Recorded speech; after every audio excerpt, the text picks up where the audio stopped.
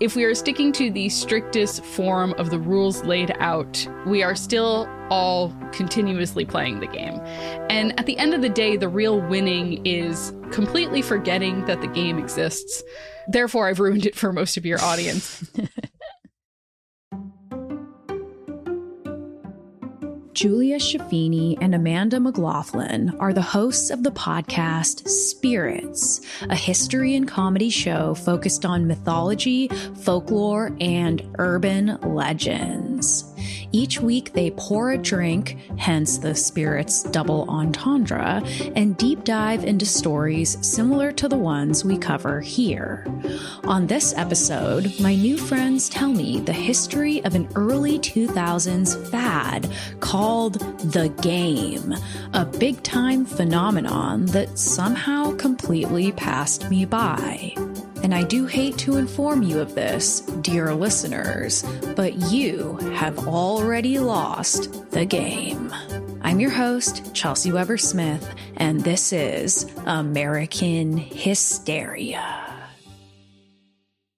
I am so excited to welcome our Urban Legends girlies, first time on the show, Amanda and Julia. Thank you for being here. Our pleasure. It feels like such a welcoming, but we've already gotten to talk to you so much on our own show that I'm like, oh yeah, we're old hat at this point, right? Oh yeah, old friends. Long-time listener, first-time guest. Thank you so much for having us and for believing us that there is a full episode in this subject. We promise you there is. Okay, I'm excited. This is one of those episodes where I get to go in knowing almost nothing, which is not where I'm generally comfortable, but it's where I have some of the most fun. So I am excited to jump into this like very strange topic and like very seemingly popular phenomenon that entirely passed me by. I will say you're not the only one. So this is kind of exciting.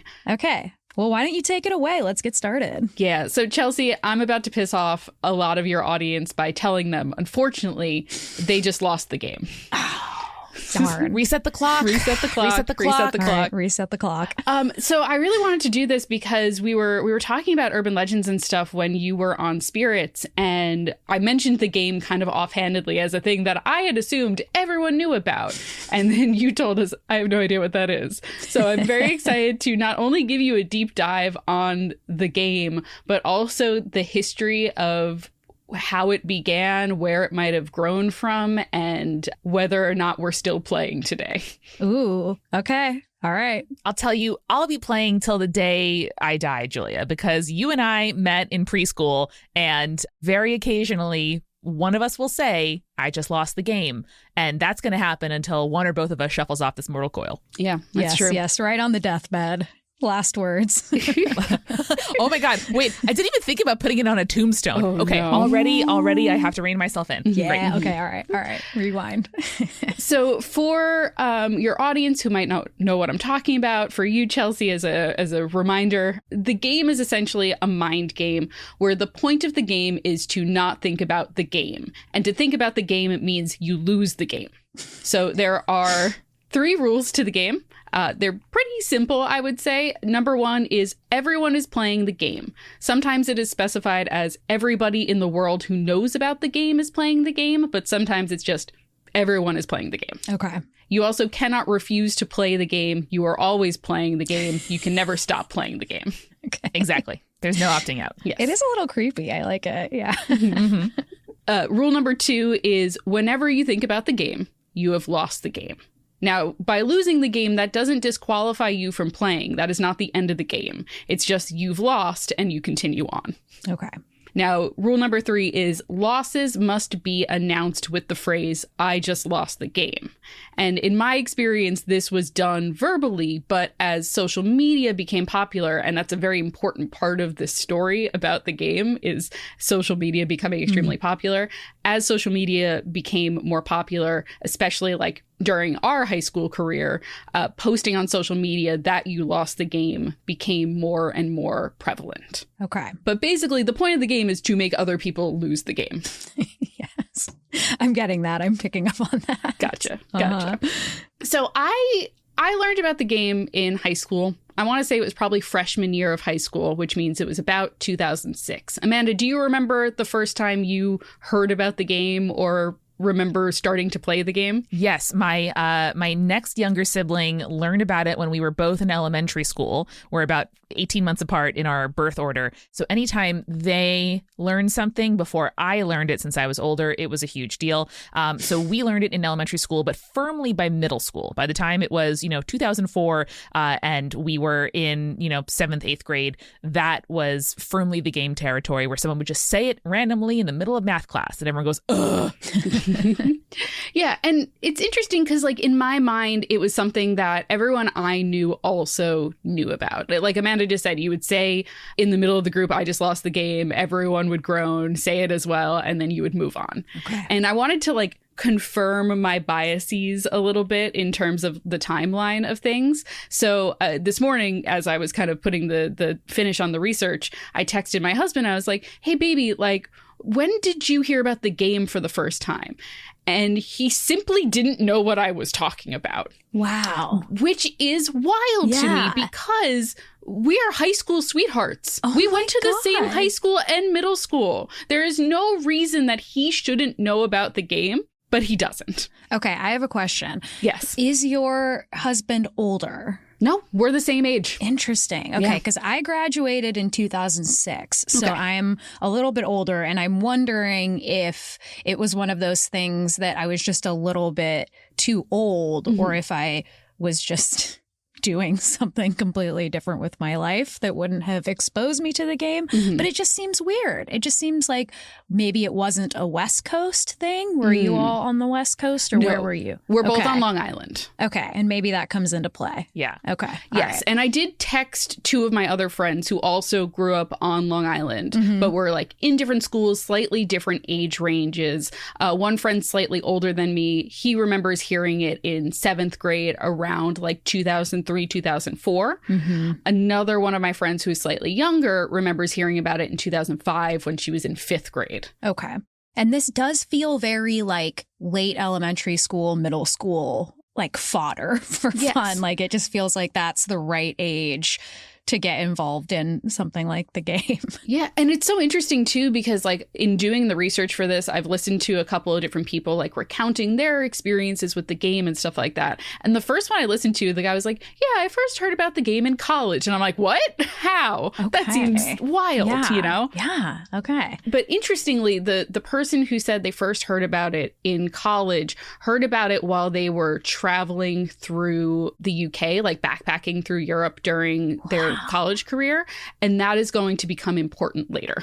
Okay. Ooh. And what year was that? I think it's all, so most of the appearances of the game are going to become popularized in the early to mid aughts. Okay. And then it becomes viral around the late aughts to early 2010s. Ooh, okay. All right. So this is really interesting. I think that this is something that existed in not pre-internet times, but before internet became a like monoculture, you know, before social media was the focus of the internet rather than like funky little websites. Yeah, we're like in AOL Instant Messenger era. That's our social media. Yeah. Yes. We're like the beginning of MySpace and then towards the end of MySpace going into the Facebook era is kind of like the timeline we're looking at here for the game. Right. Got it. And Chelsey, as one millennial microgeneration younger than you, Julia and I were having slightly inappropriate role play chats, not with each other, but with other people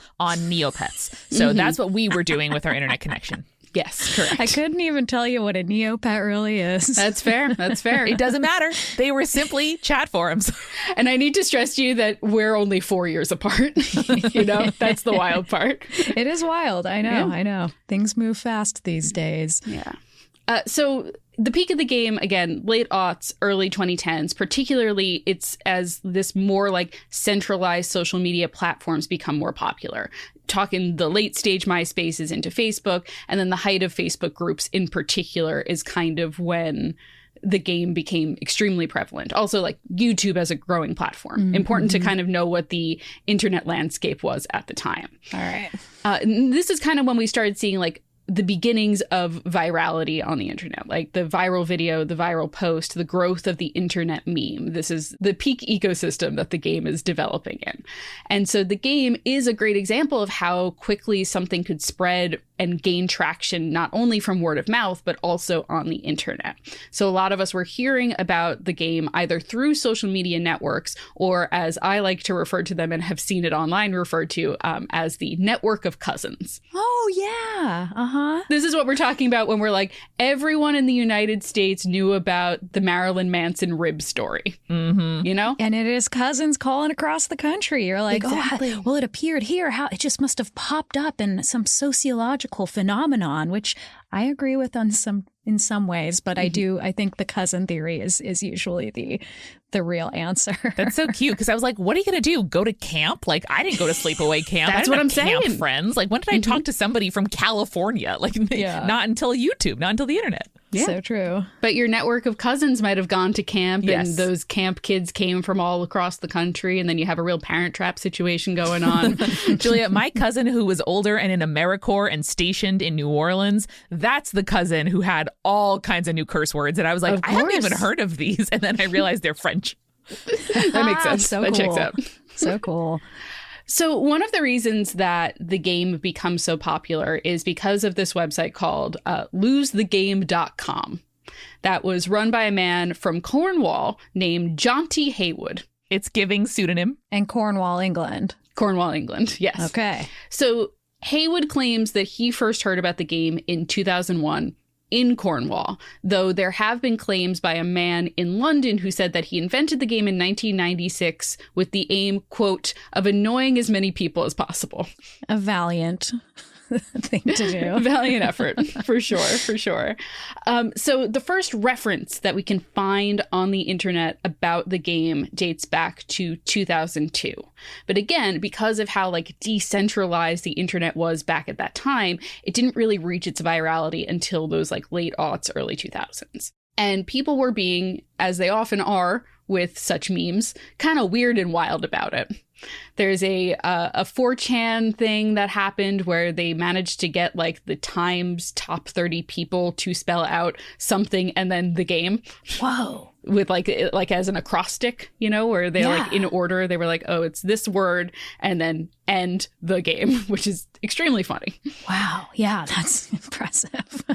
That was in 2009, I believe. And then also in 2009, a Belfast man won a contest that was hosted by Cadbury, the chocolate company, Cadbury Eggs. Oh, I love Cadbury Eggs, my favorite candy in the world. I'm a big Cadbury Egg fan. Yes. I love a cream egg. I'm not a caramel egg girly, but I love the cream egg. No, absolutely not. That forbidden oval. I love them. Oh, that's Kinder Eggs, right? Yes. But also, Cadbury's okay. Yeah. You want the little toy. That's what you want. So this man from Belfast, he wins this contest, and the prize for winning the contest was he got to put a message of his choice on 2 billboards in the city. Whoa. Dangerous. We would never do that today. Brands have learned, guys. we are the equivalent of the youngest of 6 kids, where by the time we get there, the parents are like, I know every trick in the book, and maybe I don't care, but I know them. Not going to work on me. So he, of course, chose them to both say, you just lost the game. Wow. Cool. Incredibly cool. So losethegame.com, still active, by the way. Wow. And as of the day of this recording, it lists 5,442,325 people as being, in the website's words, infected, quote unquote. And also it shows a map as to where players are located, which I assume is based on tracking site visits. Sure. Yeah. And it isn't necessarily that the game has kind of died off since the early 2010s and the mid-aughts.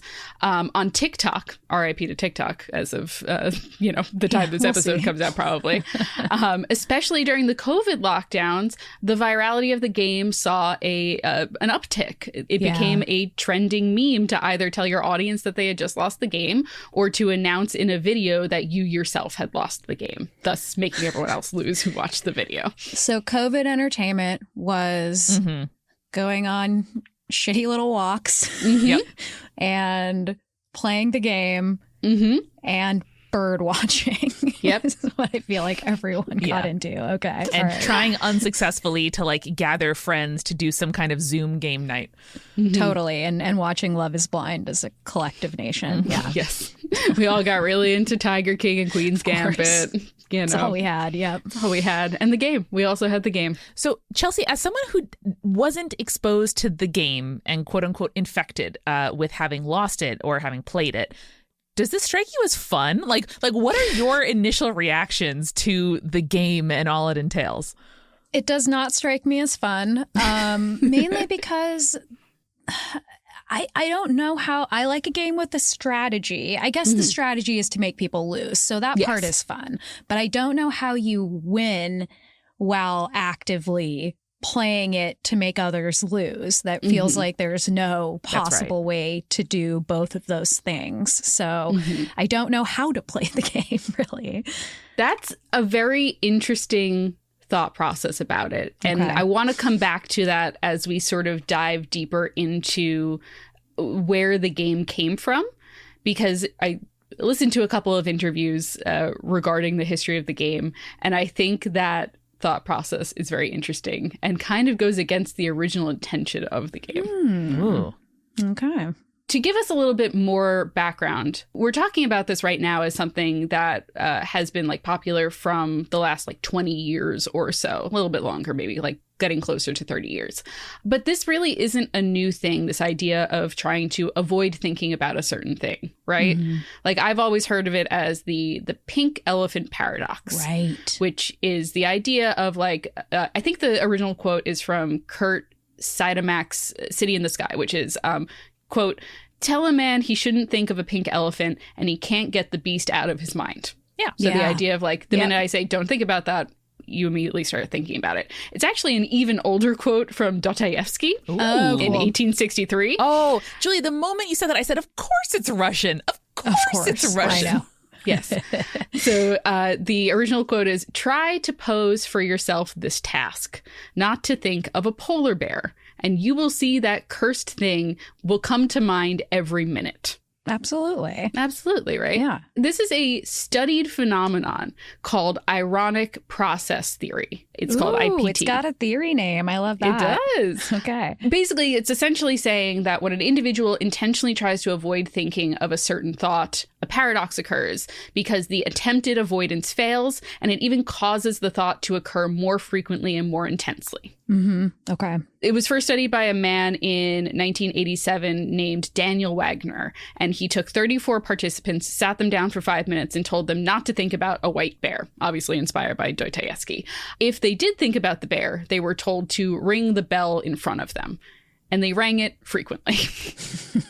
Constantly. Could participants hear each other's bells? No, everyone was in separate rooms. Okay. Got it. Good question. Excellent question. He also ran it with another factor where he was like, okay, don't think about this instead. But it still created the same like feedback loop, essentially. So, and this is kind of what the brilliance of the game is, because much like Wagner's theory, it's this idea of not thinking about a thing actually creates what he calls a rebound effect, in which you think about that thing more than you would have if you simply hadn't been told or reminded about the thing, even when you attempt to suppress the thought. Oof, yeah. It makes me think of Ghostbusters when he's supposed to not think of the Marshmallow Man and then becomes a gigantic, insane monster. You don't tell someone, be like, don't think about anything. Right. Immediately they think about not thinking about anything. Exactly. You know? Yeah, and this often comes up in bigger discussions about like, letting things fade away, about focusing on things that frustrate you. Do you,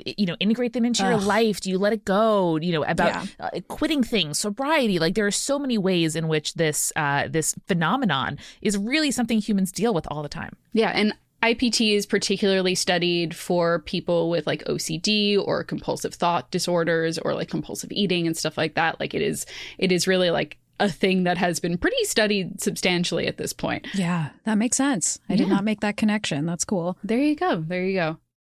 More after this. And now, back to the show. But before this was even being studied by someone, before David Wagner sat down and told people don't think about a polar bear, the game might have existed already. Okay. Wow. And tell me again the year of this polar bear. 1987 was the David Wagner. All right. So we have that claim that I mentioned before of the London man who said that he invented it to annoy everyone in 1996. But we're pretty sure that the game actually predates that. So my question is, like, how did it get to us? Mm-hmm. But like anything, the origins are a little hazy. There's not really a written record of it or anything like that. But we do have this idea that the game might have started as a different mind game that was played by Cambridge students in the mid-1970s. Okay. Oh. Okay. Oh. So, Why was my first reaction? What were they getting up to in the 70s at Cambridge? Yeah, true. Great question. So it's actually quite interesting. There's a student society at Cambridge called the Cambridge University Science Fiction Society. There's a bunch of nerds in the 1970s from Cambridge. Is that the thing where like Wilde and C.S. Lewis and like Tolkien were all smoking the same pipes and stuff? No, because this one was started in the 1970s. Ah, shit. Okay. It doesn't have a long tradition like a lot of the other Cambridge societies do. But according to one of the members, the club had kind of been inspired by the rise of punk subculture at the time.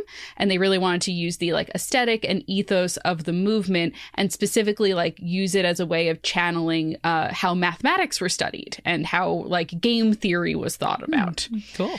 And so they developed a series of games following that mindset. And one of the games that they began playing was called Finchley Central.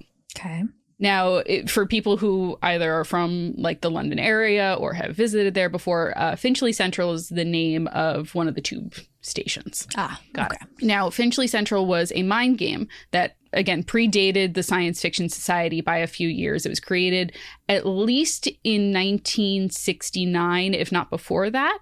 But it was outlined for the first time in a publication called Manifold Magazine by Anatoly Beck and David Fowler as part of an article that they titled, and this is one of my favorite article titles I've ever heard, A Pandora's Box of Non-Games. Ooh.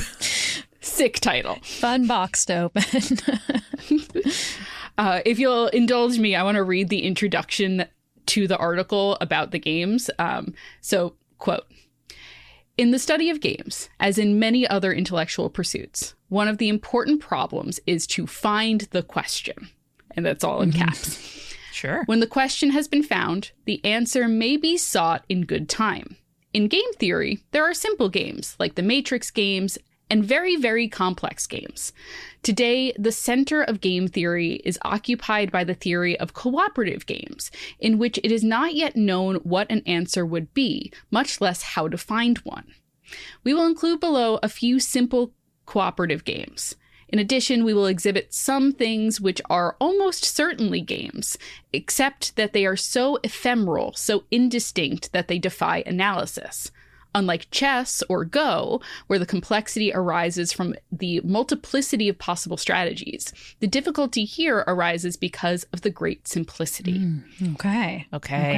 It's academic in the most way, which is like, what is a poem? What is art? What is a cloud? Like, you know, in real ways that I really jive with. And I love thinking about like, what is knowledge? What is an answer? What is information? But as soon as you said these are, you know, people with, I'm picturing heavy velvet bell bottoms and long sideburns in the 70s being like, what is a game indeed? It's important. It's also funny. Yeah.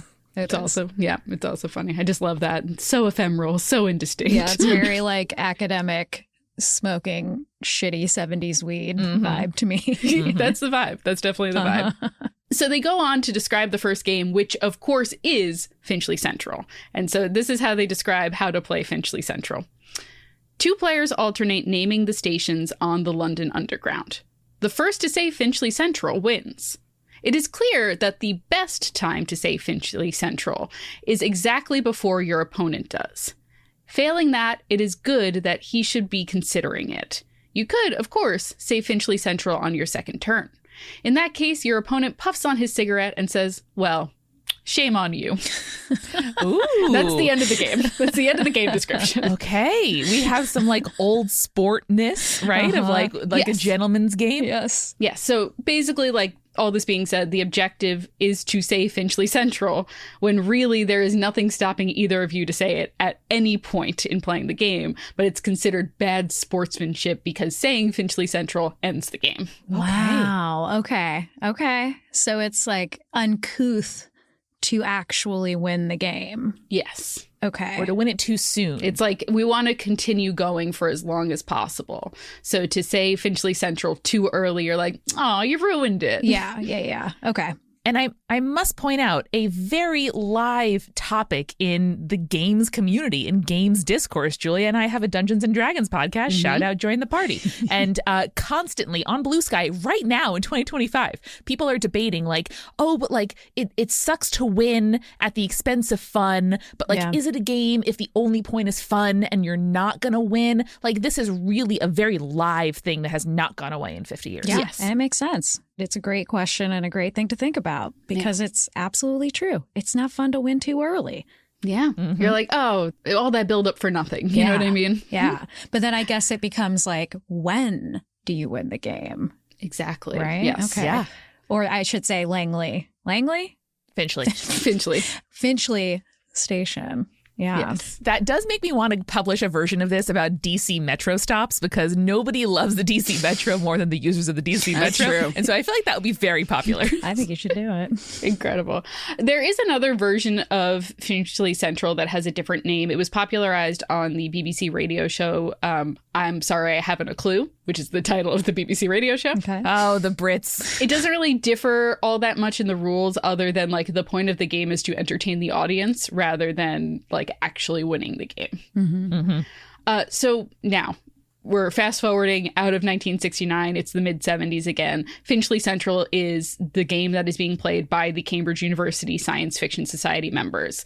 But as the group played it more and more, they began to change and evolve the rules, with one member first suggesting that you could win not just by saying Finchley Central first, but by thinking it first. Ooh. Okay. And then iterating further, they began to turn the game on its head, saying you actually didn't win, you instead lost by thinking Finchley Central first, therefore losing the game the moment you thought about the winning move of the game. Okay. So we've moved from smoking weed to taking acid in the Cambridge Society. Okay. All right. So the thought process is, as like membership kind of grew and people graduated and stuff like that, they passed down this variation of the game to new generations of different members. Okay. But eventually, and they're not sure exactly when, one of the members actually blamed one of the other members, and the guy's like, I don't remember that at all. But it eventually broke containment from the club, and we assume it transformed into the game. And Chelsey, I want to go back to what you said earlier about you're like, I don't think the game sounds fun, right? Like if you're constantly trying to figure out how to make other people lose, you're not really winning. Like what's the point?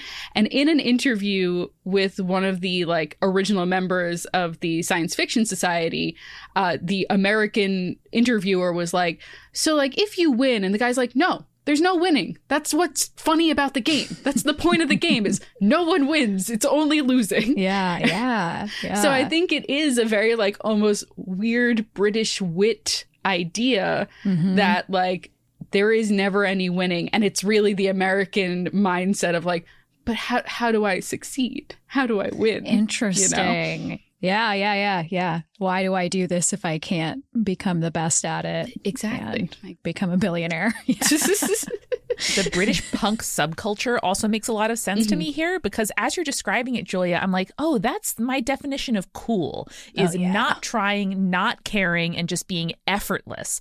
And then from the outside, I want and aspire to it so bad, and I can't achieve it definitionally because I care.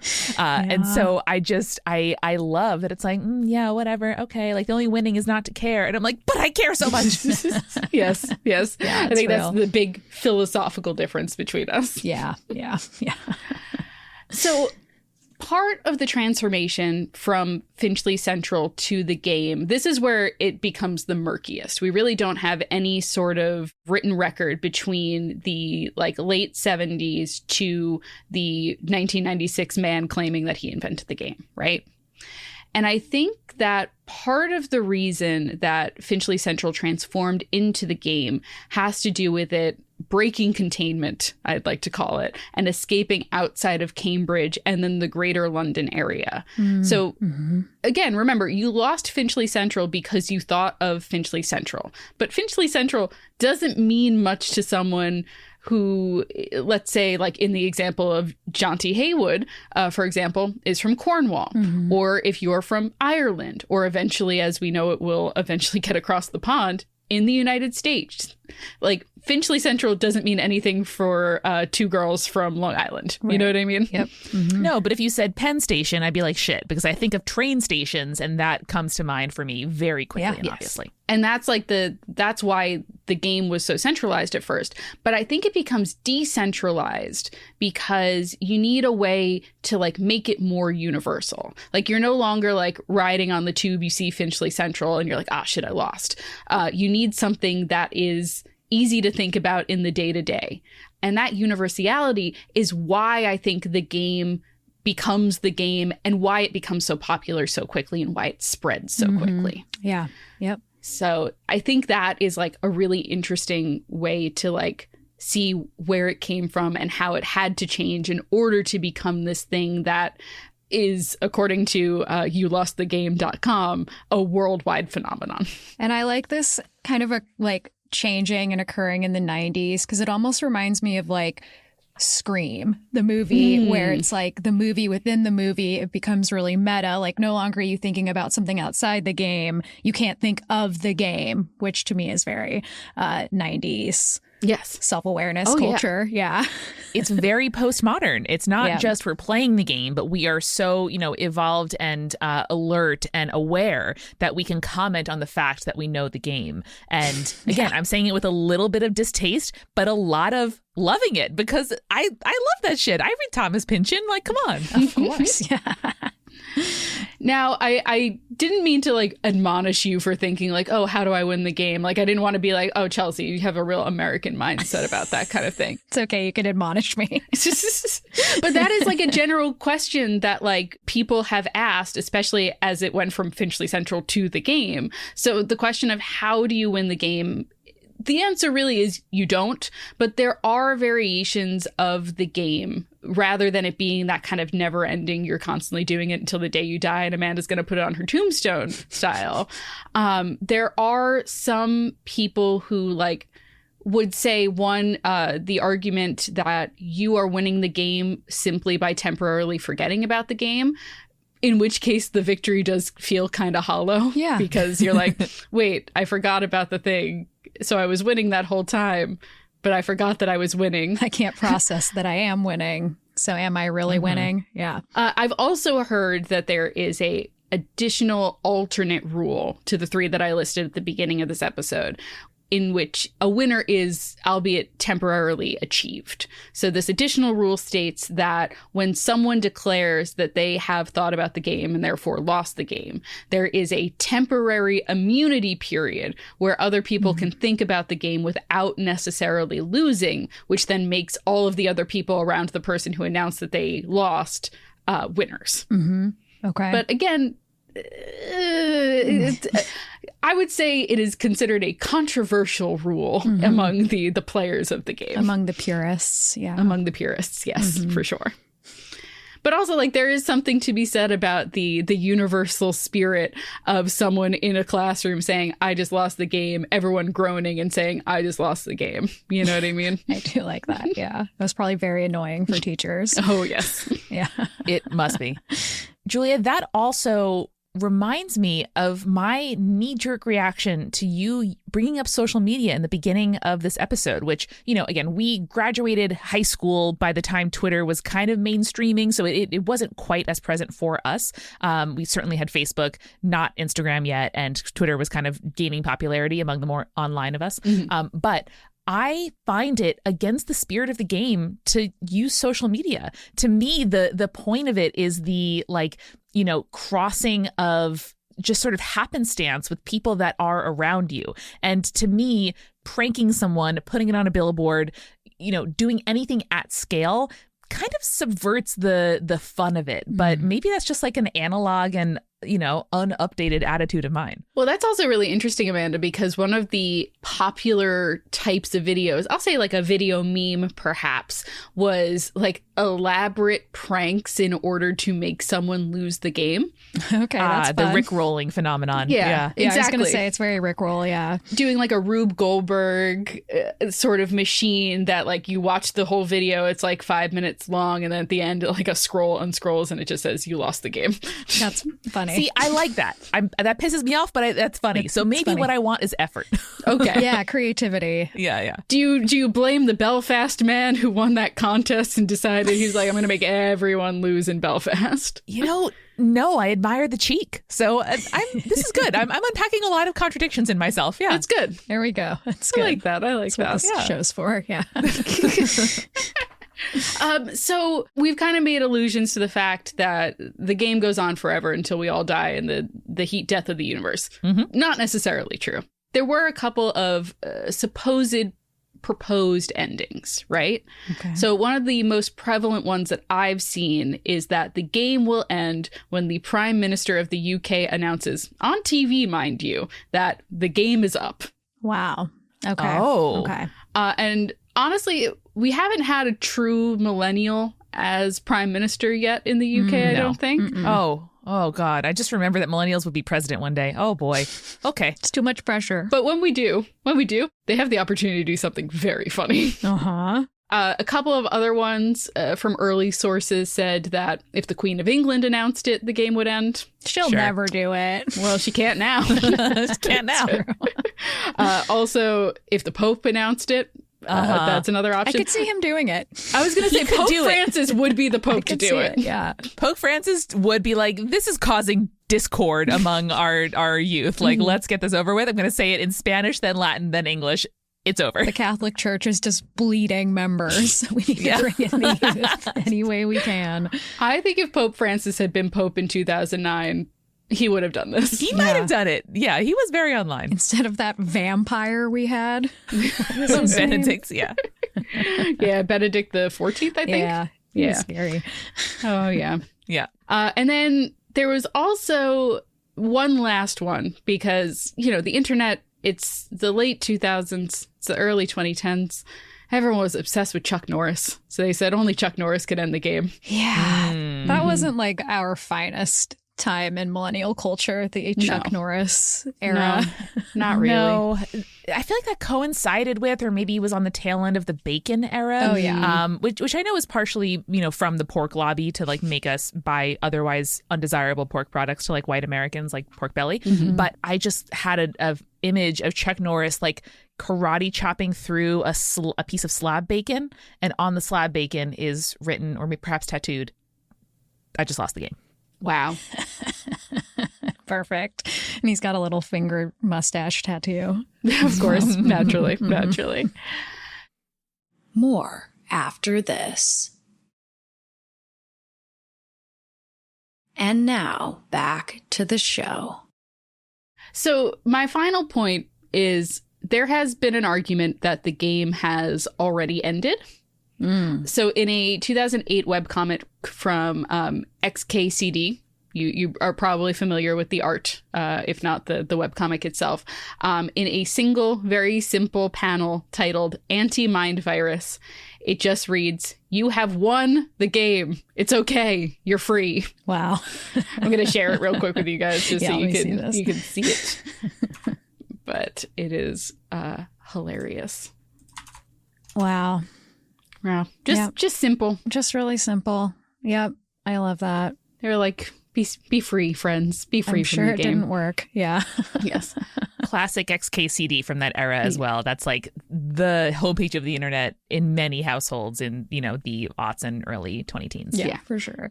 Was this like a Tumblr thing? Yeah, I would say Tumblr definitely liked the game. Okay. Tumblr Yeah. was very into the game at the time. I'm I sure if you missed- search Tumblr still, you'd still find posts about the game. Yeah, I've been admonished quite a few times by people being like, you missed something that happened on Tumblr in your research or your presentation or your conversation. And it really is just like, entirely missed by me. I don't know if it was age or just I wasn't such an internet person until later on. You know what the thing is with Tumblr as well is like you had to be there because no one was writing about what was going on Tumblr outside of Tumblr. That makes sense. It's almost like we're talking about like what this science fiction society in Cambridge was doing. No one was writing down the shit that they were doing at the pub on like Tuesdays, you know? Right. Until they did. Yeah. And while we can go back to what was going on in 2008 Tumblr, it's hard to research, you know? Sure. It's hard to find it. It is. I agree. Thank you. Yeah, it's not your fault. It's not your fault. You weren't there, Chelsey. You weren't there. You weren't on the front lines.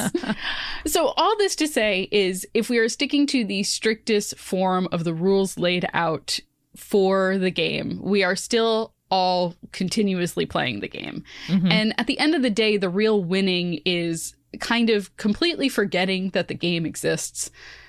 So therefore I've ruined it for most of your audience. But when I texted my husband and he told me he had no idea what I was talking about, there was this like moment of like clarity, a moment of like, like the angels opened up where I was like, damn, did he really permanently just win the game? Did my husband permanently win the game? And I like to think that he did. And he won't remember that I told him what the game was and forever will be the winner and the champion. Oh, bless his heart. Bless his heart. He tried so hard. Now, I love the game because I think that it is such an excellent example of something that we often talk about on Spirits regarding urban legends, something that you talk about on your show all the time. But this idea of like the word of mouth network, going back to the network of cousins, all of these things that kids in the 80s and the 90s and the early aughts all knew about before the internet was really a thing. And Amanda, I know you did a little research on some fun options and fun examples of like other stuff besides the game that somehow we all knew about in 2003, you know? Absolutely. And I would love to run through a list of the ones that I found most interesting and see what made it to the West Coast, what made it for us, and what perhaps the listeners of this podcast grew up with that to them is like, oh my God, you haven't heard of whatever? Like, whose cousins are you? Yeah. Whose cousins are you is such an insult. I like that. Yeah. Whose cousin's that? Yeah, exactly. I've always wanted to have a band called Cool Cousin from California. Oh, that's a great one. Thank you. I think that's also a strong candidate for my gender. Oh, yeah. Yeah. Cool Cousin from California is a good gender description. It is I will say. Peak gender. Mm-hmm. Yeah. Yeah. So growing up in school, Chelsey, give me a quick yes or no. Did you have the MASH game with a fortune teller? Oh, yeah, of course. Mm-hmm. Constant, never-ending game of MASH. Yeah. Mm-hmm. Yeah. And this is you are going to figure out who you're going to marry, how many kids you're going to have, where you're going to live, what your career is like. There's different variations from all over the world going back many, many decades with and without the sort of like fortune catcher. You can also do it in a like grid, essentially with pencil and paper. That was more what we did. I've also seen a spiral. You know? Yeah. We did more of the spiral for MASH. Like I think of MASH as that. And then I think of the fortune teller. I don't remember what we wrote on the fortune teller. Maybe it was just a variation of that, but it was always making those fortune tellers. It was about like what your future is going to be. Yeah. And, you know, there's some random chance of figuring it out. Yeah. And you wrote like boy names from your class. It was a big secret. Yeah. Okay. Yes, exactly. There are all kinds of clapping games. I put into Google Miss Mary Mac, and there are so many threads on Reddit and elsewhere. I did a deep dive in the Gen X culture subreddit. Ooh. That's a scary place where you were doing all kinds of clapping games, having different rhymes, some of them quite dark, some of them a little bit raunchy, some of them clearly like Victorian in origin. Mm-hmm. Which ones were popular with you growing up? Definitely Miss Susie had a steamboat. Steamboat had a bell. Mm-hmm. Yeah, I remember this one. That one was pretty inappropriate at times. Yes. She was wearing a 40-acre bra is something I remember, which was really odd. I don't remember that one as one of the originals for us doing it, at least. So that's very cool. But you had that rhyme structure of Miss Susie had a steamboat. Okay. Mm-hmm. Really, really random. That would be another fun episode to figure that shit out. That would be cool. We had Quackdiddlyoso. Do you remember this game? I don't think I've ever heard of that one. This was so fun. It was everybody stood in a circle and like hand over hand, not not holding hands, but like flat hand on flat hand. And then you'd clap their hand and they'd clap the next hand in a circle. Yes. And you would sing this little song. And then when you got to the end of the song, you go 1, 2, 3, 4. And then the goal, if you were the slapper on 4, would be to hit the person's hand. And then the goal, if you were about to get slapped, is to move your hand away. And if you get slapped, you're out, gets smaller and smaller. It's a very fun game. Played it a lot. It's like musical chairs, but also the hand slapping game where someone places their hand over the other and the goal is to hit the person's hand. Yeah, totally similar, just with like a little song, and you could do it with a bunch of people. That's fascinating. Which isn't the same, it's not quite the same thing as what we're talking about with like kind of these patty cake like games. But but yeah, those were really the two most popular clapping games, or like long time rhyme games where you have to remember the whole big long rhyme. Yes, exactly. And there are jump rope and double dutch rhymes, like all kinds of things that you can do just rhrithmically to a routine. There's also just what I called like excuses to touch each other, which I don't mean it like that, but what I do mean is like the crack an egg on your head and run eggs down your back, the shivers, just like all of them had little songs, and to me, excuses to figure out our boundaries as we're, like having platonic intimacy with other friends. Yeah. Light as a feather, stiff as a board, that kind of thing. Especially important if you're a little queer kid who gets to hang out with their friends and yes. Yeah. Like sleepover sounds dangerous, but I'm in. Yeah. And then there are all of the things that cross over with satanic panic and other kinds of moral panics where we have our parents thinking that emoticons, like ASC2 emoticons, before we had emoji, for anyone who's younger, we had to use things like, the equal sign, the dash, parentheses, brackets, colons to make faces. And people really thought that emoticons were codes to buy drugs. And of course, really for Julia's and my particular era, that text speak, chat speak, leet speak, and other kinds of texting abbreviations. I just remember so vividly, like charts on the local news, the ABC7 Eyewitness, of like what your kid needs when they're setting up a sex rendezvous with like the you home, want to go to third base, tonight text.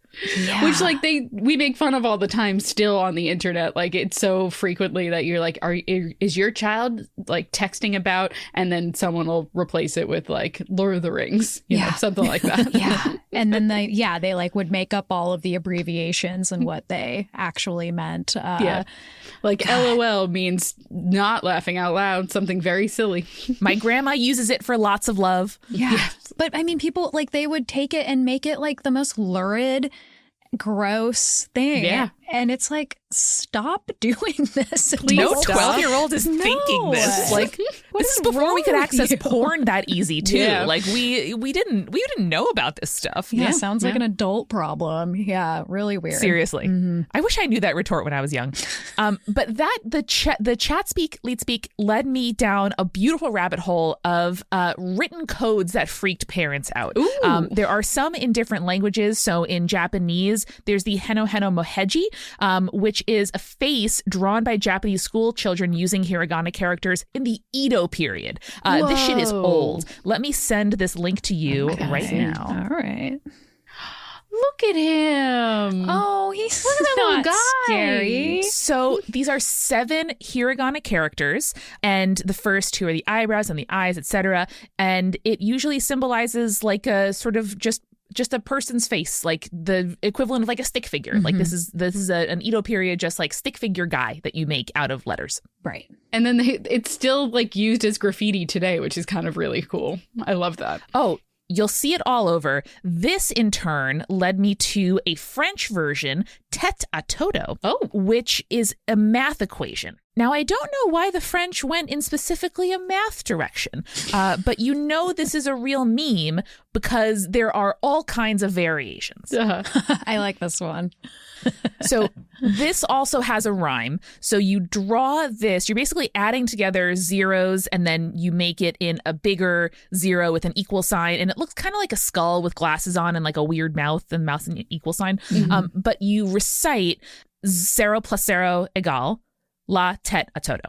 0 plus 0 equals the head of Toto. Toto's head. Really basic. Yeah, really straightforward. And so Toto is a figure in France. This is like saying, oh, Johnny Appleseed, like whatever. Like it's a thing you can refer to. Toto is like a person. I don't find it particularly fun, but I think the fact that you can write down different characters of numbers only, of zeros, a plus, and an equal sign, yielding a face is kind of mind-blowing for a kid. It is. It's real boobs on a calculator. Let's be honest. It is very boobs on a calculator. And Julia, just the same era we were learning to write boobs on a calculator and then saying, this is giving me feelings that nobody wants me to unpack. We were also drawing satanic S's on our binders. Of course. Yes. The Stussy S. Now, Chelsey, what is your descriptor of this S? You know what I'm talking about when I say it. Yeah, of course. Fuck yeah. It's 3 lines straight up and down, and then 3 lines directly below it. Then you do a little triangle on the top. You do a little triangle on the bottom.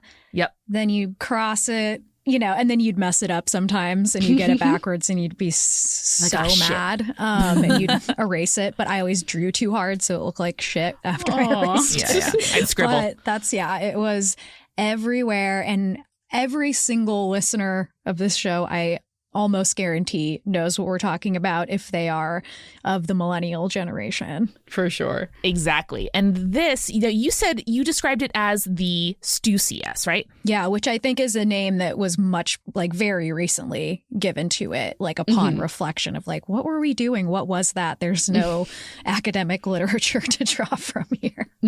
There is, in fact, some literature to draw from, mostly forum posts and articles, but I did my darndest to do a deep dive on what I call the cool S, what people call the universal S, the Stussy S, or the pointy S. Okay. Lots of ways that this drawing, which again is like the drawing itself, you're like, oh, I know what that means. But just the fact of like making lines and then they all connect, like it is pretty cool. And you don't see where it's going. And the first time someone shows you, you're like, my mind has been blown. I am 8. Yes. And it's incredible.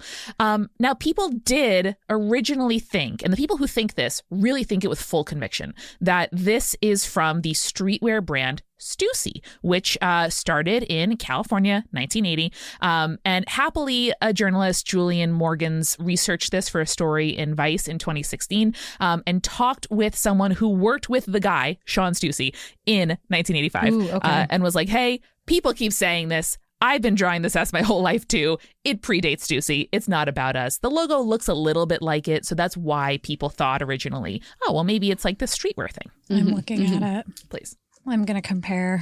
I loved the cool S when I was a kid, only because I have like a solid S in my last name. So I was like, every time I write my last name, I'm going to include the cool S. I'm sorry, this S does not look like it at all. I know. It doesn't look like it at all. No, because it's like Stussy, like just like the scribble, right? Yes. Yeah. No, it doesn't look like it at all. It's bullshit. Nope. Okay. I'm also glad you said that first because I was like, Stussy? I don't know how this is pronounced. So I also am not certain at all, but that's what popped into my head.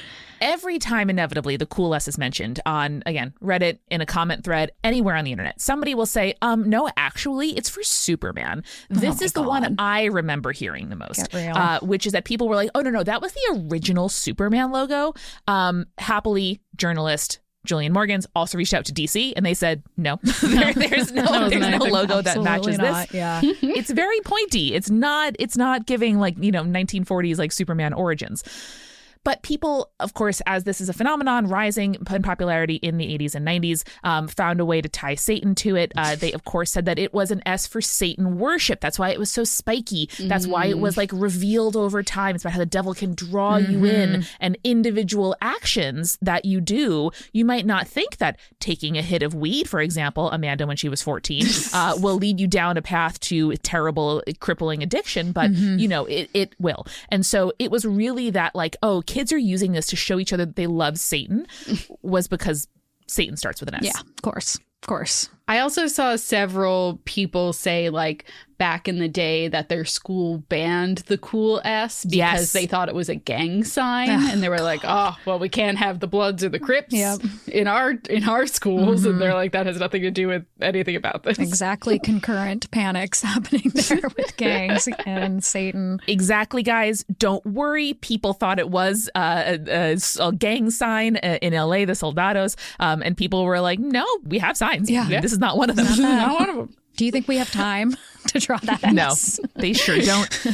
Other people have speculated that it might have been originally based on the Suzuki logo before that was as common of a brand in the U.S. Again, the Suzuki logo was simply a bit of a modular S. None of this is really like straight up the middle. Styx as well, the band. People were like, oh, maybe related to that. But in most cases, you ask the person, they're like, no, I made a logo. Like an S can be drawn differently. Yeah. So you might think that is as far back as things reach, but people get lost in the sauce. And so I have personally seen 3 or 4 different people who claim that they have found the earliest version of the universal or cool S. Okay. One is 1897, a book on typography, which has, again, simply a pointy S in it, as we're experimenting with typeface. Does it look like the S, the cool S? It does not, but I can send you... Hang on, I have a screenshot of this. People love claiming shit. I mean, me too. Yeah, well, listen. They're like, this is the same thing. It's what we do as urban legend, as like folklorists, you know? We're just like, maybe it's that. Maybe that's connected. I just love when people are like, this is the same thing. And you look at it, you're like, there's nothing remotely similar to what you're describing here.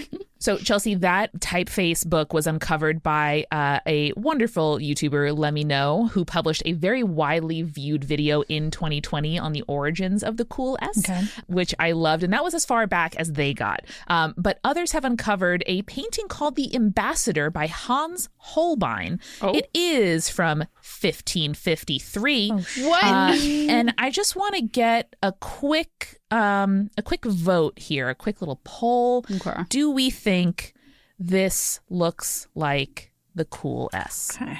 Let's see. And specifically, we're looking, so this depicts 2 men standing in like academic finery with some like tools and globes between them, a very pretty green backdrop. And then in between the men, they have just like cuntily covered their workbench with like a little tapestry. And next to that man's left hand, there is an S. I see it. Hold on, I'm trying to zoom. zoom pretty far. Zoom. Yeah. What I like about this is it's very clearly a painting of like cross stitch embroidery. So it is modular in the sense that it is made out of squares. Yes. Yeah. But it has too much space in the curves of the S's. Do you know what I mean? Yeah. I'd say it's an extreme reach to call that the CCS. I love this painting though. That's a great painting. The painting's adorable. 1500s paintings are so scary and weird and incredible. It strikes me as a particularly transmasculine urge to like put on finery and hang out with your boys. Oh, yeah. So I would just love to offer that to anyone for whom that resonates. But yeah, this is clearly, Julia, just a needlepoint S. Yeah. There is only one connecting bridge. There are no like borders of the middle part of the S, which to me is really necessary. Yeah. And so I thought like, oh, okay, whatever, that's a stretch. But there's an even older stretch, which is a incredible legacy of course, Islamic art. Specifically in mosaic and tile, where famously you are not able to depict the visage of God. And so you get really fucking creative with patterns. And so I would love to offer you, this is tile work of a mosque from 1356. And that is the actual oldest one I could find. Okay. So we're looking here at this border of stylized S's in sort of like relief white tile against a green outside. Interesting. This one definitely is hitting closer for me. Yeah. You know? It feels closer, for sure. Yes. But I still like, there's something about the like distinctness of the cool S that it is like so squished together. So it is defined by only the single line that creates the border. You know what I mean? Everything touches everything else. Everything touches everything. Yeah. Yeah.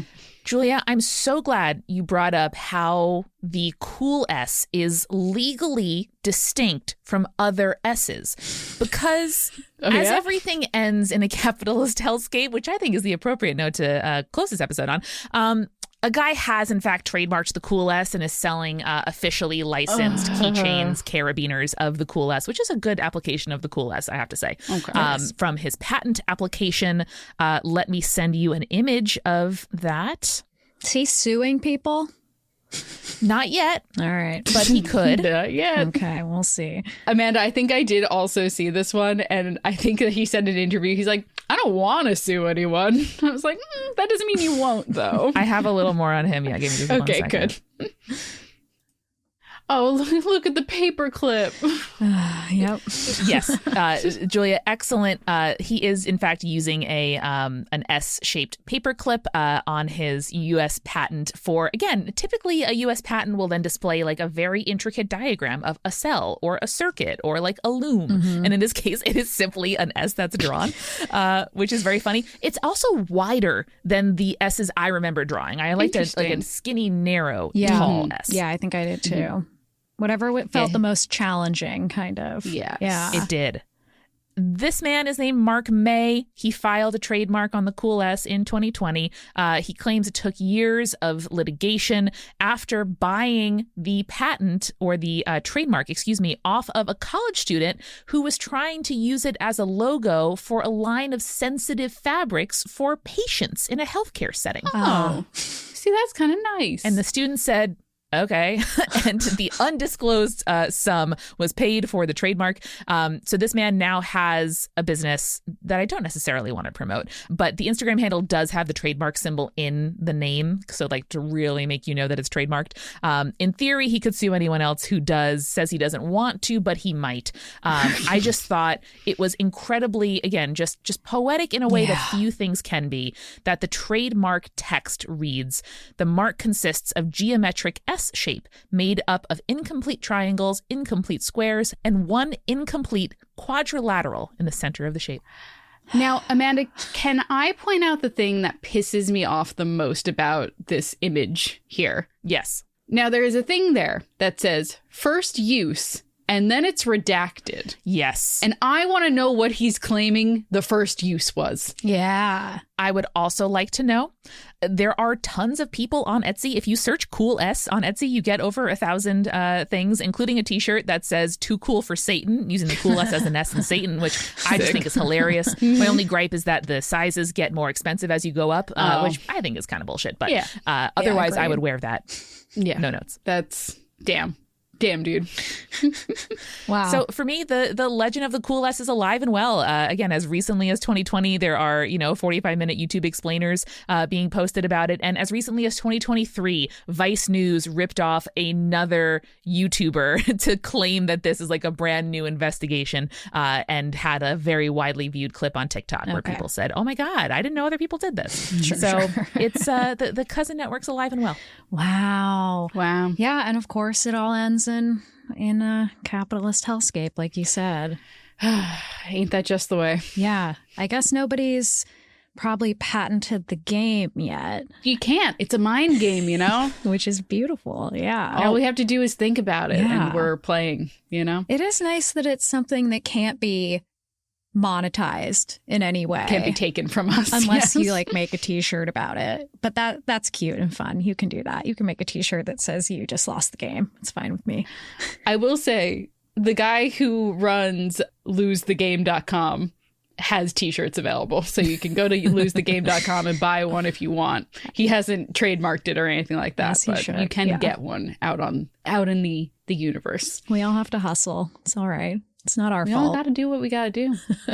He's just a guy in Cornwall, man. Oh, man. Wow. Yeah. And the other thing that comes to mind with the game is that there's an aspect of honesty and you have to tell people when you lose. And that's kind of a beautiful thing to me because you're holding yourself accountable to be honest about when you have thought about the game, but then thusly cause someone else to lose when you admit it. So it is a fun paradox. It feels like one day philosophers will look back at this and it will become some sort of,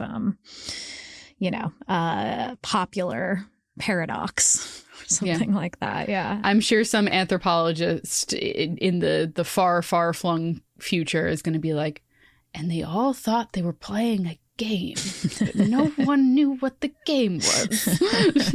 I think it matters, though. I think if I was writing a late aughts blog post on, like, I don't know, Jezebel about this situation, I would say something like, we live in a society and our individual actions impact others. And I think there is something very beautiful about, again, for me, really time stamped to middle school, but the adolescent experience of realizing that your actions affect others, that other people's reactions and actions bring up something in you, that it's fun to be the center of attention, but not too much, and that it can be really fun to be in on a joke, but never good to be the brunt of that joke. And so the game really strikes me as something that is like a thing you feel in the know about, a thing that affects you, that cuts across, Julia, social strata of the middle school math classroom. Okay, it doesn't matter if the nerd or the quarterback loses the game, we all lose the game. Yeah. And I think there is something pretty beautiful about that. The great equalizer. Yeah. We're all playing the game till we die, you know? Yeah. Yeah. And I mean, the network of cousins, is that an original term? I definitely didn't originate that. I've seen it online several times, but I do love it. It's so good.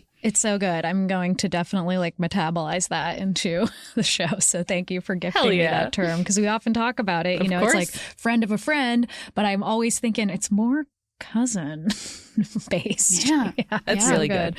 Yeah. And I don't know. I think, the Stussy S or the cool S is a great example of the way that things mysteriously travel. And, we'll never fully know why, but that's like what's so special about being that age, is because you're so desperate for an inside joke. You're so desperate for that kind of community and identity. And these games definitely bring that to the playground.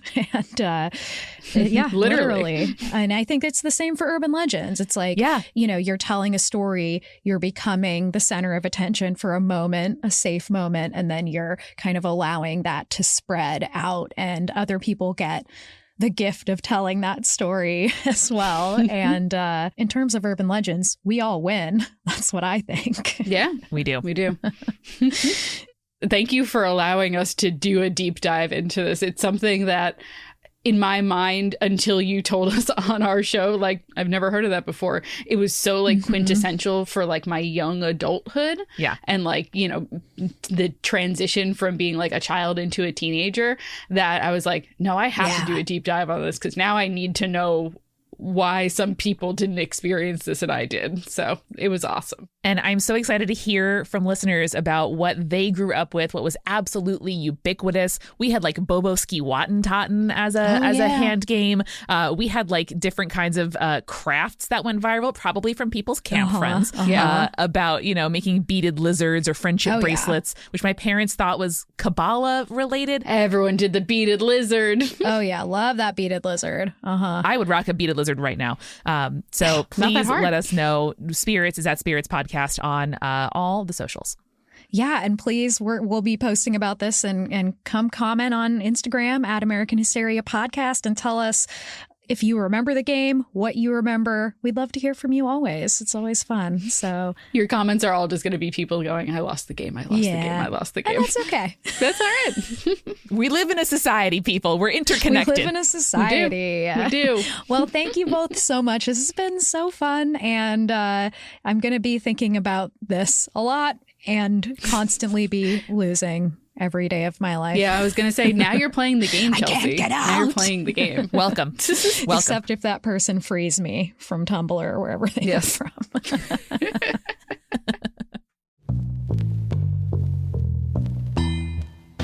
This was American Hysteria. Make sure you listen to Spirits wherever you get your podcasts. If you want to support our show and get more of it, you can head to patreon.com/American Hysteria or subscribe on Apple Plus. Not only will you get ad-free episodes, but you also get bonus content, including Hysteria Home Companion, the other podcast I do with our producer Miranda, where we tell you stories related to the topics that we cover and stories that we know that you'll love. So just head to patreon.com/American Hysteria or subscribe on Apple Plus. Another huge way to help us out is to leave us a 5-star review on the app of your choosing. You can also leave us a message on our Urban Legends hotline about a tale that you remember from growing up, and we might just do an entire episode about it. Head to AmericanHysteria.com and leave us a message today. American Hysteria's producer and editor is Miranda Zickler. Our associate producer is Riley Swedelius Smith, and I'm your host, Chelsey Weber Smith. Thanks as always for listening, and I hope you have a great week.